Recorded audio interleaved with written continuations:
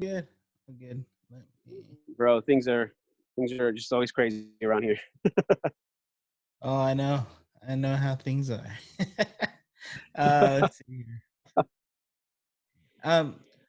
So good morning. Well, on my end, what Good is it? morning. 3 hours? Are you 3 or 2 hours ahead there? I think three. Right. Yeah, so it's like 10:44 here. Nice. Um. So this whole thing, let me just pull up my notes. For this first week is basically like a getting to know you kind of call. Basically, I'm gonna ask you a bunch of questions so I can build out a profile. The difference between what I do and like an e-course is mainly I just cater my expertise and shape it towards your needs and what your church wants. So this first call is always usually about just getting to know you, know your church and your culture and stuff there. Sure. Cool. Uh, the size of your church. What's the size of your church? So we're probably, I want to say around 25 to 3,000 size, give or take, a couple hundred, a few hundred. Right. So pretty healthy church. Actually, the kids ministry is huge. One of the things that me and my wife kind of uh, really like impacted us a lot was the kids ministry. The building is 16 years old, but the children's wing is only about, I think, almost 4 years now, and it's huge. Like the youth group has more tech than the church I was at beforehand. Nice. And but the thing that really impacted us was just how much like familial people are with children and the care they take. Like it's not, it definitely doesn't feel like a secondary thing, like, oh, we have church, oh, but we have to do things for kids too. It was like, no, we like church, kids are important. And there's also like a big special needs ministry too. We have like a whole sensory room, things like that. So there's all these like, I mean, this Oh, that's just a awesome. great like, you know, like super impressive children's ministry. And I was like, yo, this is gonna be good. This is gonna be good. My Nice. kids love it. I mean, it's, my pastor has 6 grandchildren, so he's very familial too. Like, family's super important to him, and that was one of the draws for us to to come here and join this family. Really, yeah. So it's a big church. Kids ministry is super huge. I mean, they've got, I mean, our staff for the kids side is, bigger than some other churches' staff, just in like regular general, staff. You know what I mean? Nice.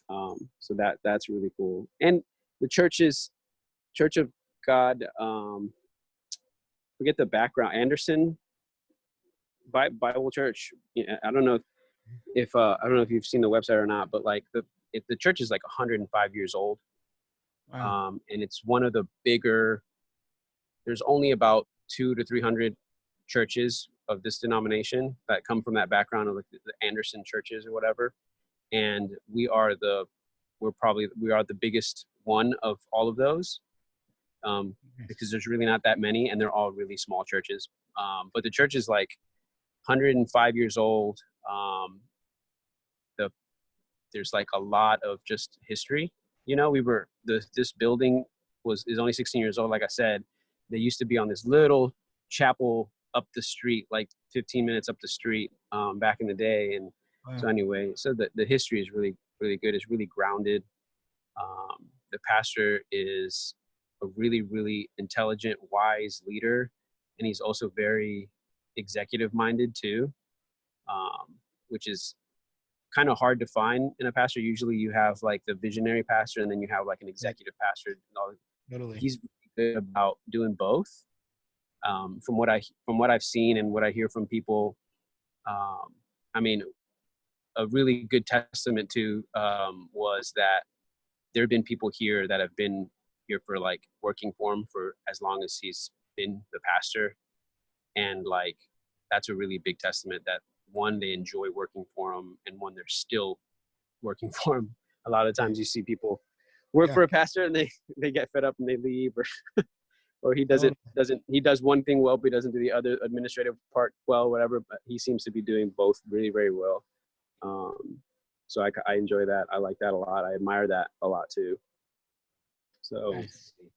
yeah, and I mean our worship style. I mean you've probably seen it a little bit, but our worship style is contemporary, uplifting, spirit filled, and yeah. I mean I enjoy it a lot. I've this is this is the third church I've worked for full time, Okay. um, and it's I've only been working here for 9 months, and like I've been here for years. Like the team Nice. is amazing. I love the people here. Super supportive. Just to ready to do things. Like it's not like pulling teeth here. It's like, hey, we're gonna do this and this and that. They're like, cool, let's do it. When are we gonna do it? I think they definitely like enjoy just service genuinely. You know what I mean? So it's been really fun to just work with people that just so eager to learn and serve this community and serve in production in like the background. I mean, and yeah, so it's been really super enjoyable. My last church that I was working at, it was like pulling teeth to try to get people to help out. Um, I think there was like a spirit of entitlement there, and it was just like really hard, really really hard to do anything to feel like um, like people cared. Here Yeah. it's very different. Here it's very different. Here there's a sense of family at this church. So it's like, man, we're all in here. We're all here to hold each other up. It's awesome. Nice. Yeah, that's awesome. Yeah. Um, you kind of touched on it too when you were just talking now, but twofold question. It would be, what would you say the culture of the church is like? Um, and then also, um, what are you called to do? What do you feel the church is called to do, or what are you guys known for, basically? Besides the usual, like, yeah, we want to, like we exist to see people saved and set free. What do you think is like your main calling for the church as a church? As a church, it's definitely loving our neighbors. I mean, in our by whatever like little like what's it called, our saying or whatever is love your neighbors, see them raised to life in Christ. And you could definitely feel that. Like I said, it's very familial here. Like you feel very much like people really do genuinely love you, and want to be a part of your life. You know what I mean? So I think the church is really, really called to love on neighbors. Um, Nice. so from the people next door to like the mosque that's down the street to um, even churches in this community around here. I think we're known for kind of the like the leadership and example of what caring for people looks like, because I mean I still get it. I get it all the time. Even after before COVID, we were getting like, hey, how do you guys do this well, and how do you guys do that well? Anywhere from our kids ministry to production to worship to um, Nice. community life. You know what I mean? Like how we do small groups and stuff like that. I think I mean, we even hold for the community, for other churches. We hold our own like meetup with other churches as far as how they do care groups and neighborhood groups and stuff like that. And that came out of just the churches in this area and the community going, how do you, like, you guys do this so well, how would you guys be up to and willing to like teach our leadership how to do this? You know what I Nice. mean? So that's what Yeah. we're called to do. I feel that we're called to love on people and steward people well. um and I think that's a top down thing. I think our pastor really does. He stewards people very well, from meetings. You know what I mean? Like if you don't need to be in a meeting and you're going to sit there kind of boring, like you're not, nothing, this meeting has nothing to do with you. You're not going Right. to be called into a meeting that has nothing to pertain to you. You know what I mean? And that's super, like that's super cool because I could be doing other things. But Right. when it Oh, comes to my area of expertise, then he calls me into a meeting. It's like that's a really good stewardship right there. And I so I think that goes into everything that we do, and that's so what we're called touching, to do. nice. Touching on that, what would you say is that, I know you talk about him being a wise man, and he's got this like executive style of leading. What is your senior leaders, what would you say their personality type is? Like, are they the type that have their hands in everything and are more like, hey, let's make sure the lights look like this, or the sound sounds like this, or are they more like, you know what, I trust you, you're the expert, go ahead and do what you need to do to make us look good, sound good? I think it's for sure. I think it's for sure a little bit of both. Um, so I have a creative director. Me and him work very closely. Worship and creative director, right? So he oversees worship, he oversees production. He's just the guy who meets with the pastor and goes, "Hey, these are the things we're trying to do as a church. How can we implement these?" And then he takes those to us and goes, "Hey, these are the plans, these are the visions. How can we do all these things well? How can we execute that well?" Um, there isn't like Pastor Rod has never told me, "Hey, the lights, can you make them do this or that or whatever, or the sound is too loud or not." I mean, in fact, I from other people I've heard that Rod likes it pretty loud. So it's like, "Hey man, like we need to feel them subs." It's like, okay, cool. So there's not an issue there, and I do feel like in the little time that I've been here, a lot more trust in just, "Hey man, like you're the expert, how do we do this and that, how to make that look well?" And I'm like, "Well, let's do this and this and that." And they're like, we run with it. And I think I've kind of shown some aptitude there, and that way that they trust me a lot more than when they did, even though at the beginning I felt like they trusted me a lot. Yeah. So I think there's a really cool balance there. I think there's a really cool, like, "Hey, you guys want to do this, but let me show you this instead. What do you think of that?" And they go, "Oh wow, that's cool. Yeah, let's do that." If something ever looks or is a little too hard or isn't in our capabilities as far as tech and whatever, um, they are very receptive to listening to, like, "That's a really cool idea. I like that's going to be really super hard for me to do with what we've got, but what about this with what we've got?" And they go, "Oh wow, yeah, we could, if you can do that, great, let's do that." I think Okay. they're super receptive to that, and I really appreciate that. That's cool. Yeah. um okay, what is your basically full role and title?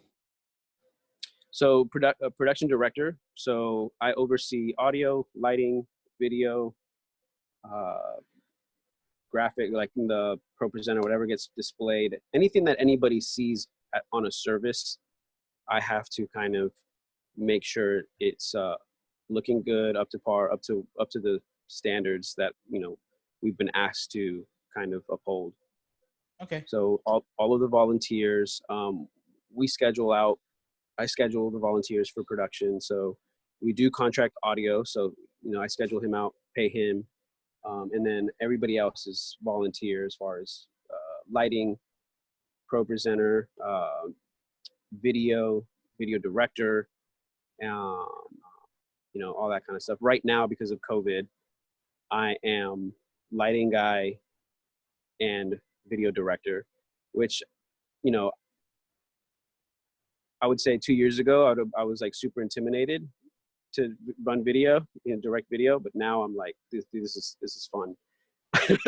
um, It's I like it. yeah. So yeah, before, I mean, I would, um, I had things to say, like, just from, I'm the type of dude that just watches everything on YouTube. I've watched your guys' stuff on YouTube and just learn and kind of observe and try to implement those things. And so, like, with the video directors, when I first got on, I was like, "Hey, let's move some cameras over here to these angles instead."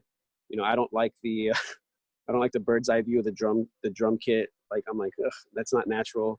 Things like that. Lighting, put lighting in different places, which, although I'm not like I've learned a lot more now with lighting, with the whole, studio styles type setup with lighting and things like that.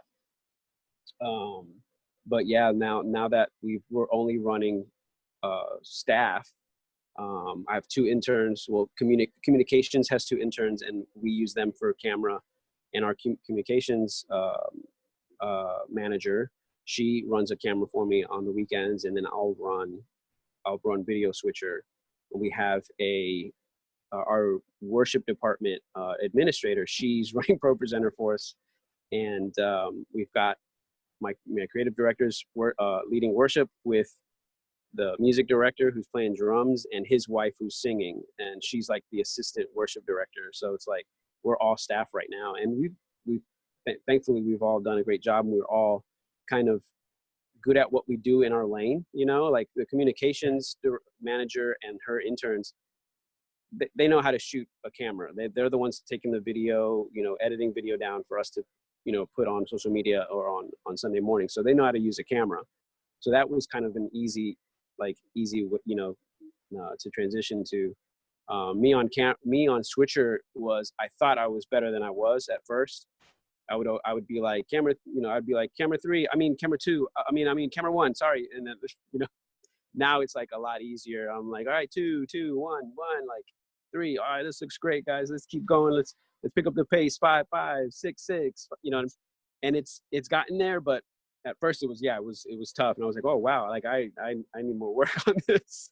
But yeah, it's been fun. I think I'm at the stage where I just want to get better, and just so that I can teach these guys, when we get back into the building and stuff like that with more volunteers, get better at with leading them and before everything hit, this team, it started to feel like we were getting more close knit and more together and stuff like that. And then COVID hit, and now everyone's gone, and it's like, man, I don't want to lose that momentum coming back. So if there's stuff that I can put into my well to kind of give to them when we're back, that's what I'm seeking right now, because the tech stuff and everything will fall into place, but the people, teaching them and kind of being able to kind of transmit everything that I'm learning to them is going to be key. Nice. That's cool. Speaking about that, what is your guys' plans right now as far as opening back up? So this weekend is actually going to be our first kind of implementation of opening up to having more people in the building or in the sanctuary, in the service. So we've only been running 10 people with the pastor preaching, right? We've kept it to 10 people in this room, and we're going to open it up to 15 people. So we're going to add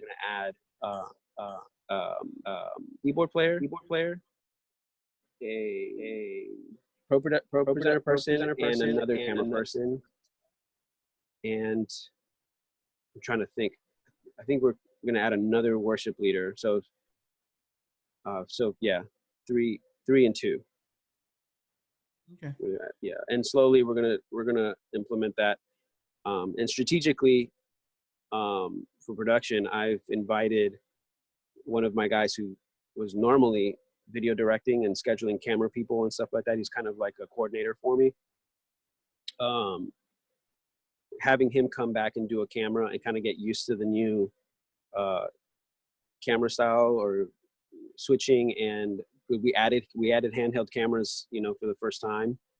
I think that this church has ever done. So we added handheld cameras, and we just bought a Johnny jib, so that, things are a little more dynamic. So it's going to be key to kind of get him used to how we're doing things before he starts, leading people as a video director.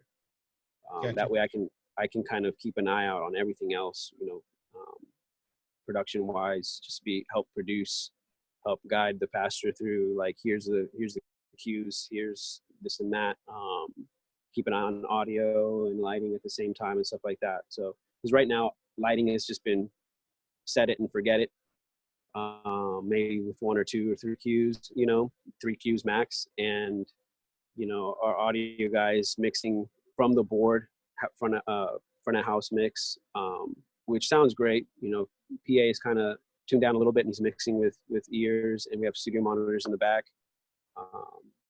And we just, you know, the worship team has been kind of like a much more broken down set.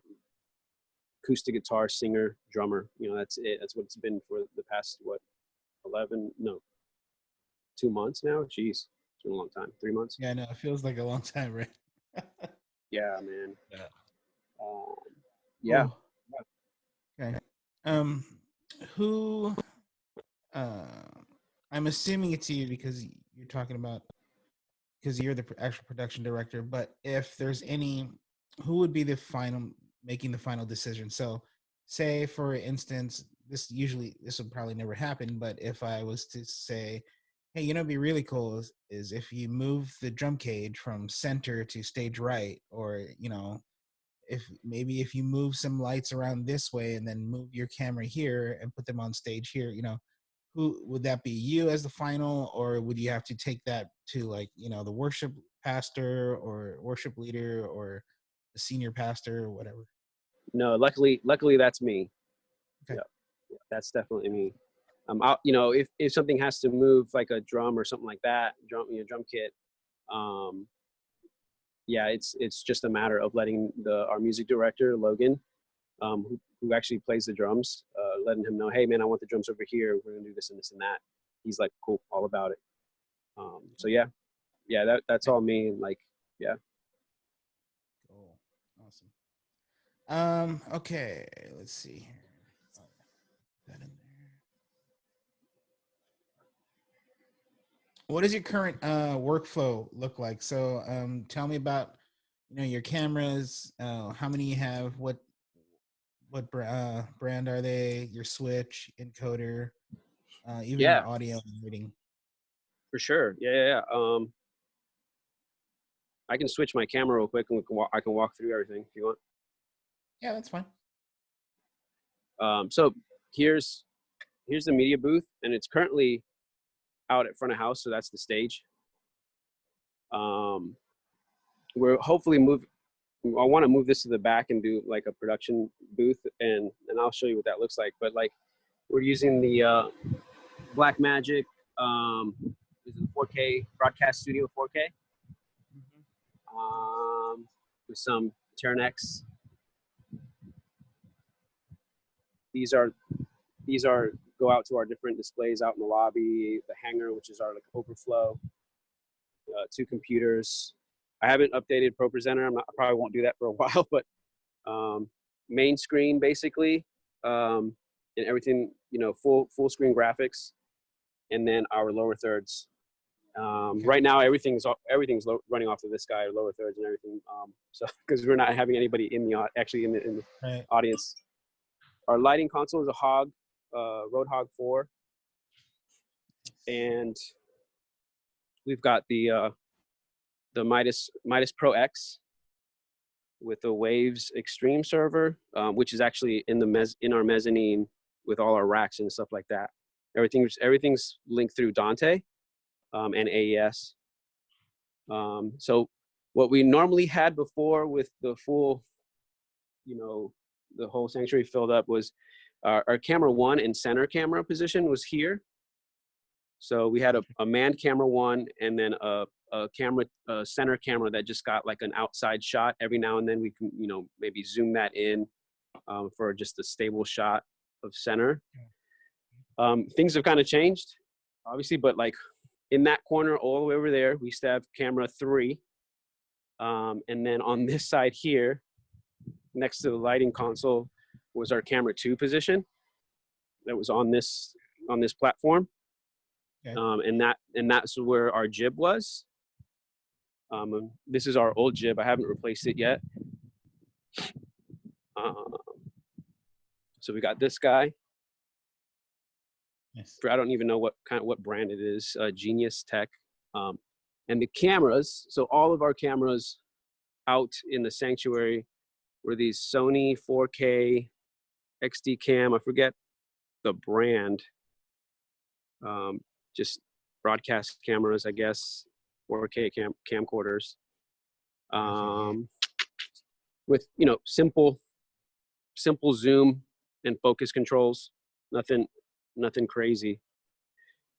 And then, so we moved, so that's camera 2, we moved it down here.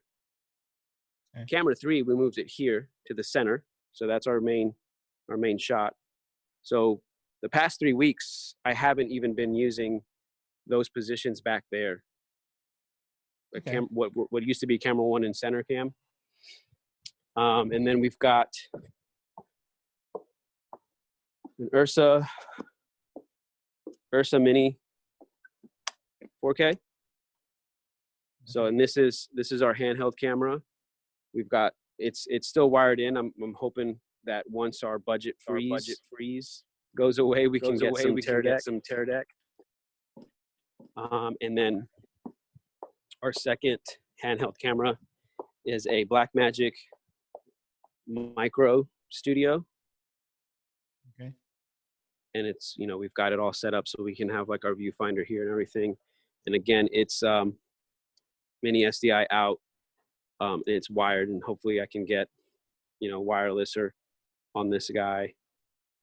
So those are, so right now, I guess 1, 2, 3. Yeah, this past week, we've only been running these 4 cameras. Okay. Yeah. Normally, let me show you. What's Go your, ahead. how many cameras do you have normally? So if we had a full service in-house, 7 cameras. Okay. This is our back. This is our monitor backstage area, and they get a program, a switcher feed on this TV back here. I don't know if you can see it. And this is our setup here for getting our wireless and stuff all together. You know, back here, all of our cables and stuff for audio and everything are all nicely and neatly labeled and hung, which is cool. We just did that a couple weeks ago. This is our back production room. That's pseudo kind of my desk, but I have another office with the worship team, with the creative team anyway. That's different, but that's just a catch-all right now. And this is our broadcast area. So right now we have 2 of these, but we're only really using 1, and all it is for me to monitor control, because we use Living as One to stream and capture. And we've got the audio of that computer coming out into the this interface that comes out of these monitors, so we can kind of monitor what the audio sounding like. Here's, you know, our switcher. Although right now I have been switching from out there with an iPad. Okay. But normally when we're all set up with other volunteers, so that our video director can sit right back here, switch from here. Here's all our stuff to kind of embed our audio off of from Dante into AES, embed it into our video, and just capture and monitor audio before it goes out. And this is actually what I'm using right now to record the program feed, that means the switcher feed.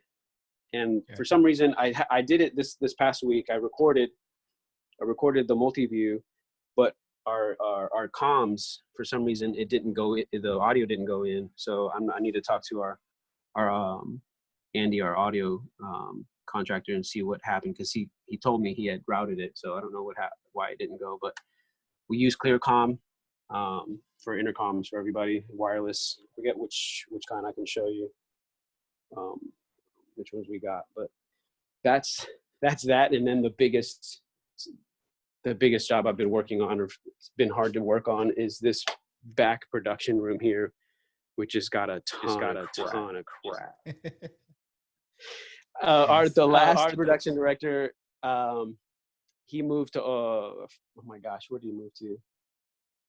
I forget where he moved to. But he was a hoarder, and he kept everything, and he tried to organize somewhat, like, you know, label things and stuff like that, but he just kept everything, even stuff that they hadn't used for, like, you know, 10 years, obsolete stuff too, like old VGA cables and stuff like that, or VGA adapters, Nice. and stuff like that. I'm like, man, I gotta get rid of that.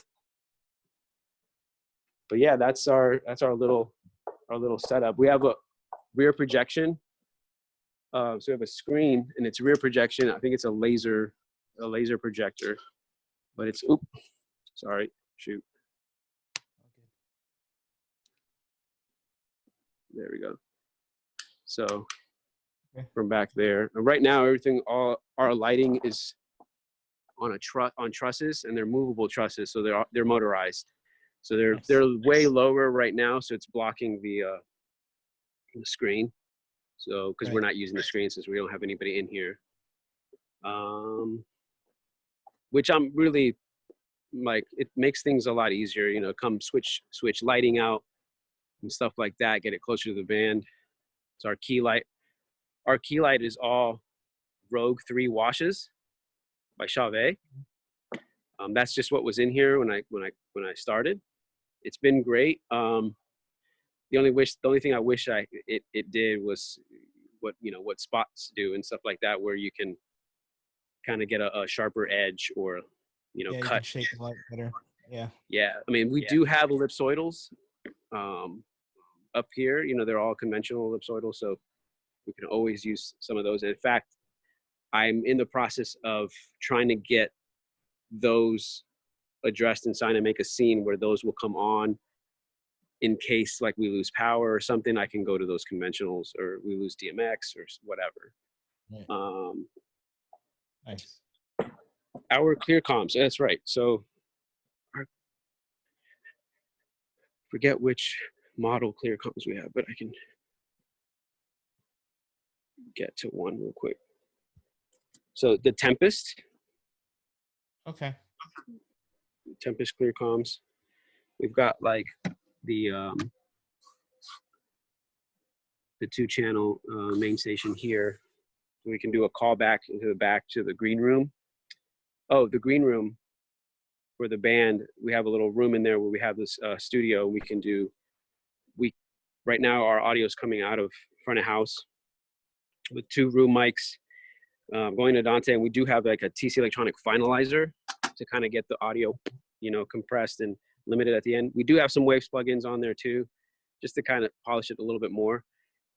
We do have the option of using the studio and run audio through Logic. We actually, before I got here, the creative director, he found out about me and asked me, like, hey, we're trying to do this and this and that, before I got the job here. And I was like, hey man, like, you should look up Luke Hendrickson's template for broadcast stuff, whatever. He's like, really? He's like, yeah. I'm like, yeah, man, it sounds great. It works fine. You guys have an iMac. And he did that before I started working here. So we do have broadcast audio if we wanted to from Logic. So we don't have to do the front of house board. But when I first started here, we didn't have a really good volunteer to man that. And it was sounding okay, but there was things where, like, hey, like, did you not hear the electric guitar was like way ripping loud? You could have brought that down. Or, hey, don't mess with the compressor on this, and people would. So it kind of became more of a hassle than it did help. So I coming from audio background myself, I worked with Andy, our audio contractor, and we got the board mix to sound a lot better and usable. And we went with that for a while until, I was like, hey, I'm going to train some volunteer to kind of run sound, or if I can train someone to kind of be my second-hand producer, I can run audio myself in the back. So, but since COVID started, we're like, hey, we're going to stick with the house audio, because we don't have any people. Yeah, totally. Yeah. So hopefully we can go back to using it again. Nice. Okay. Yeah, that's in short. I hope that makes sense. No, that's perfect. That's exactly what I'm looking for. So take me through how many people are on your team, like, total. This includes camera volunteers, sound, everybody. I think we have. I think we're up to 18 volunteers total. When you're talking cameras, video directors, lighting guys, and pro presenter. and ProPresenter people. 18. Gotcha. When I first started, I think we were around like 15. We lost a couple people, but we added some more, and we actually shifted some people too. Like we didn't need we had stage managers before, and all they were doing was bringing out the podium for the pastor. Our music director does that now. When the song is done, when he comes up for prayer, he comes out and gets the podium, puts it out, and goes back to the back of the band. It's as simple as that. And so we had about 3 or 4 people that were scheduled as stage directors, and I kind of switched. We took that down, we took that away, and made them either lighting or camera people. Okay, nice. So just a few more questions here, and then Sure. we'll wrap it up. Key weaknesses that you feel like you want to hit within these next couple of weeks that we're together. Key weaknesses. I think it's most definitely video and lighting. Okay. I think we're getting better, but there are things I think that can be a lot better. Lighting technique, video technique is definitely where I think we need to spend a little more time on. Okay. And I think one of the weaknesses for me, I think, is also going to be like onboarding and training.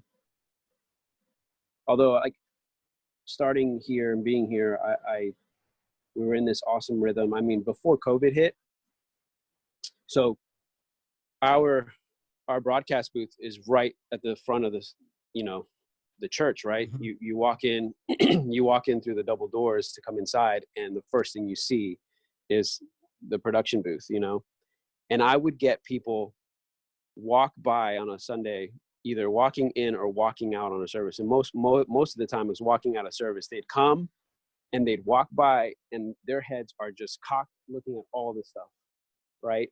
Yeah. They're super interested in it. One guy was even in here with his phone and he was like filming it as he was walking by. So I stopped him. I was like, hey, are you into this stuff? And he's like, oh no, my brother is. And he's an audio guy at a church back home. He's from, he's a transplant. And I'm like, man, have you ever done stuff? And he's like, no, I know him. I've always wanted to. I was like, well, I can train you. Like, we have an awesome team. And everybody's like, yeah, come on. And like, nice. Everybody was like, Josue, that was awesome. Like, you just straight up like got somebody new to our team just like that. And I was like, yeah, that's what we got to do, you guys. Like, we're out here. People think this stuff is magic. If we can kind of bring them into our, our group and our family, like we'll grow even more and stuff like that. So we had like 3 or 4 people sign up to be on the production team before COVID hit. And it's like, darn, like, we had, now it's like, we're pushing back that whole getting them onboarded and all that kind of stuff, and I want to get better at that and kind of teach my team to be better at that too, because ultimately they're going to attract more of their friends, more of the people that are like them, which is what I need, Nice. Cool. Let's see.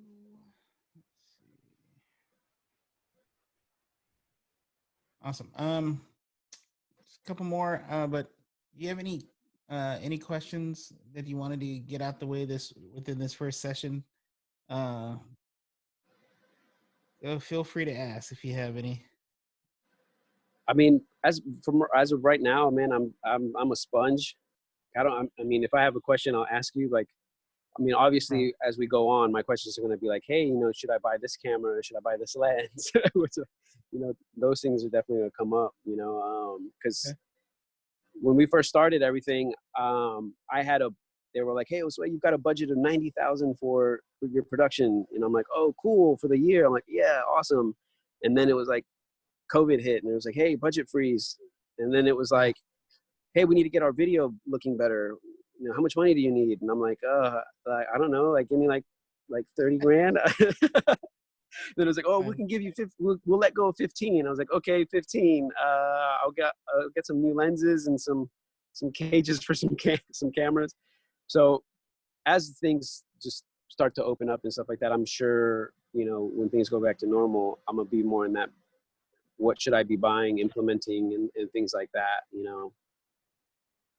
like for Gotcha. sure, like light placement, training video camera guys is going to be huge, because like I said before, we hadn't done, this church hadn't done any um, mobile cams, handheld cams, and we're talking, oh, maybe we should do a handheld cam out here in the sanctuary, like in the crowd and stuff like that. I'm like, okay, what does that look like?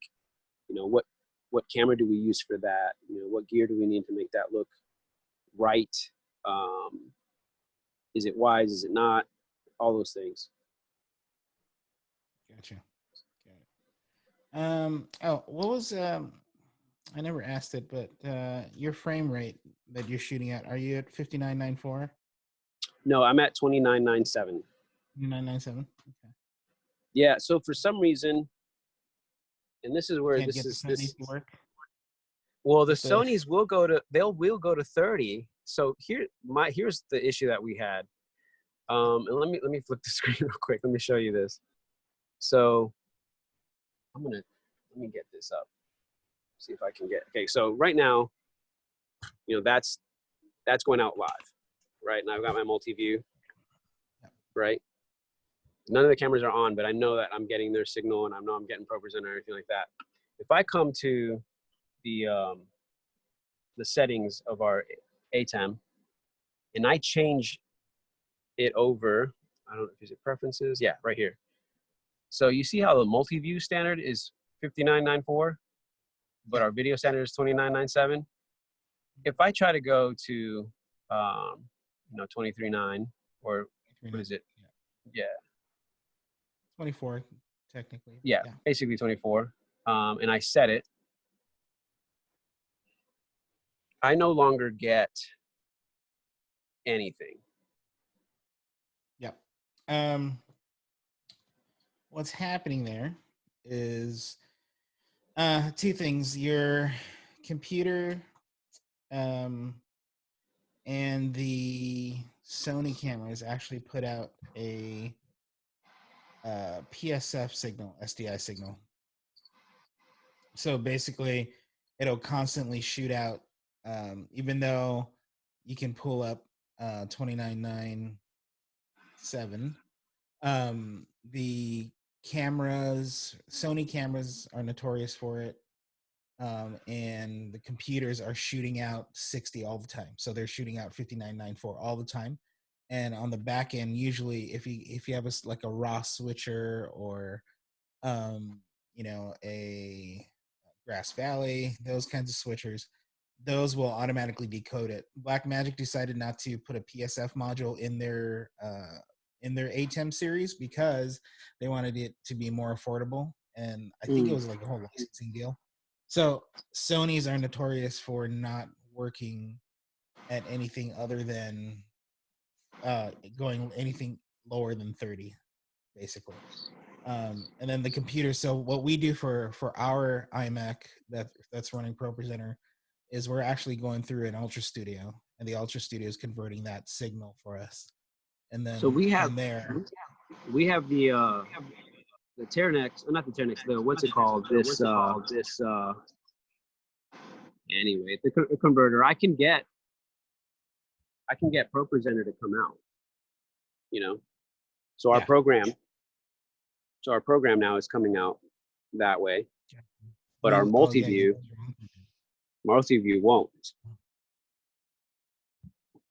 Have you changed the oh, that's weird for the Multiview. Sorry. All good. Yeah, it's weird about the Multiview. So like, I think what we did is we put a decimator on the program view, so that's why that one's coming out. I feel like I would need another decimator to get the Multiview to do that. That's what I was gonna just suggest. Is that a computer monitor with the multi-view on, or a TV? That's a computer monitor. Okay, yeah, that's where it's at. So the computer monitor actually can't read the 24 frames per second. Yeah. So you would have to basically convert it back out to 29, or that's what's happening there. We use we use Samsung 4K TVs actually for all of our multi views and program feeds. Oh, you use Um, actual TVs. yeah, Okay. mainly because of that issue, and we're not having to run a decimator through everything, or run it through our Terran X rack unit like you guys got there. Yeah. But yeah, uh, that's where you're that's where you're. But But we, I also mean, the go ahead. no, I was gonna say, I think, but I think these Sony cameras will do 24, not 29, not 23.98. Which I don't know if the Black Magic cameras will do 24 or they only do 23.98. I think anyway. I should try and get a decimator and put it on that guy on the second monitor to see if it works, and if it does, I think I'm not 100% sure if I got the Sony's to work or not. I know Right, the Black Magics did. right. Yeah, some of the I don't know about those camcorder Sony's. I know for sure all the mirrorless stuff, like the A7 series cameras, and then like even we used to have Sony F5s, and we basically had to set the Sony's to 29.97 for the camera output, and then Black Magic would not read it unless we had our actual switcher set to 60. So yeah, that was our weird workaround for a little bit until we decided to switch over to all Black Magic. Yeah, which Uh, is what we want to do. And I that was the plan before everything hit. Um, we were getting ready to pull the trigger on getting all Black Magic cameras, Ursa Minis, for the 4 cameras that are out here, all the Sonys that we had. And then that got shut down. yeah, gotcha. Yeah, know know how that is. Yeah, I mean, I'm sure it'll, when it opens up again, I think we'll be good. I mean, the giving has gone up, which is great.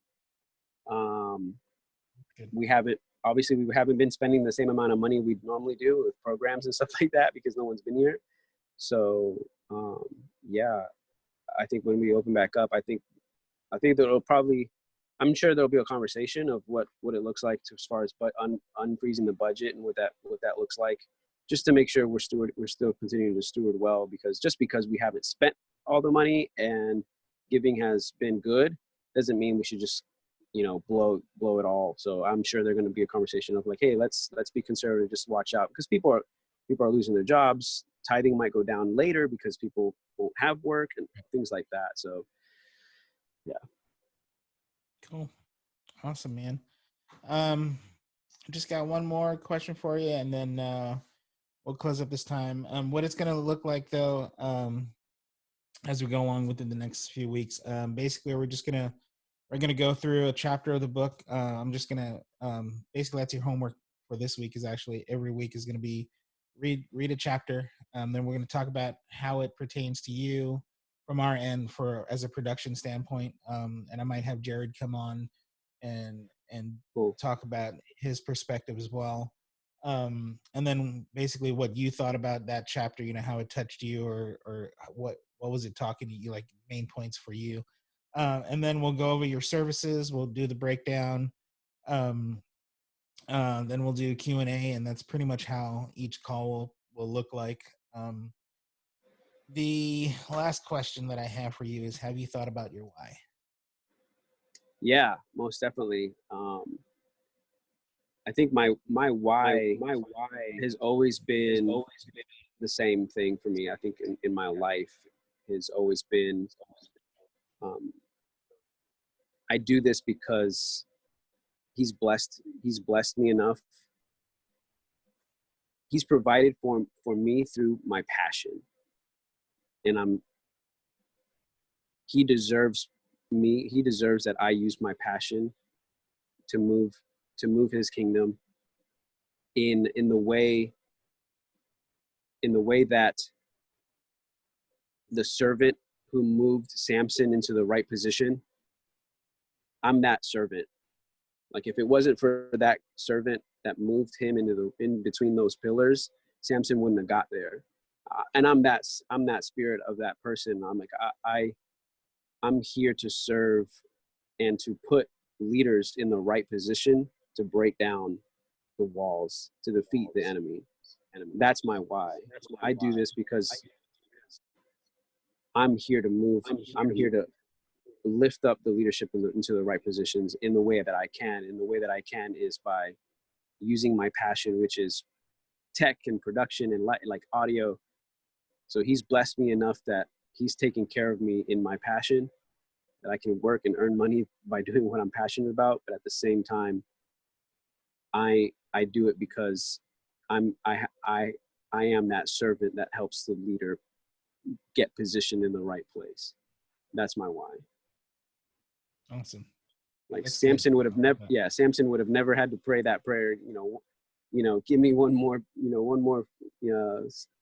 bless me one last time, give me strength one last time. If he hadn't played with temptation, but luckily, God was like, fine, I'll give you strength, but you still need a helping hand. You still need a hand to guide you.